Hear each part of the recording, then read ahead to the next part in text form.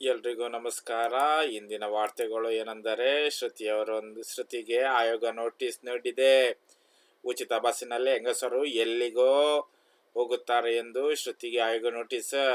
Guarantee ಯೋಜನೆ ಟೀಕಿಸುವ ಬರದಲ್ಲಿ ಮಹಿಳೆಯರ ಬಗ್ಗೆ ವಿವಾದಾತ್ಮಕ ಹೇಳಿಕೆ ನೀಡಿರುವ ಬಿಜೆಪಿ ನಾಯಕಿ ಶ್ರುತಿ ಅವರಿಗೆ ರಾಜ್ಯ ಮಹಿಳಾ ಆಯೋಗದಿಂದ ನೋಟಿಸ್ ನೀಡಲಾಗಿದೆ.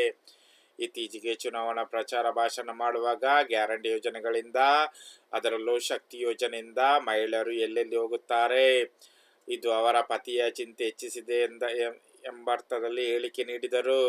ಈ ಹೇಳಿಕೆಯನ್ನು ಗಂಭೀರ ಪರಿಗಣಿಸುವ ರಾಜ್ಯ ಮಹಿಳಾ ಆಯೋಗ ಮತ್ತು ತಮ್ಮ ಹೇಳಿಕೆಗೆ ಸಂಬಂಧಿಸಿದಂತೆ ವಿವರಣೆ ನೀಡುವಂತೆ ನೋಟಿಸ್ ನೀಡಿದೆ. ಈ ಕುರಿತು ಅವರಿಗೆ ಆಯೋಗವು ನೋಟಿಸ್ ಹೇಳಿದೆ. ನಿಮಗೆ ನನ್ನ ಈ ವಿಡಿಯೋ ಇಷ್ಟವಾದರೆ ಚಾನಲನ್ನು ಸಬ್ಸ್ಕ್ರೈಬ್ ಮಾಡಿ, ಲೈಕ್ ಮಾಡಿ, ಕಮೆಂಟ್ ಮಾಡೋದನ್ನು ಮರೆಯಬೇಡಿ.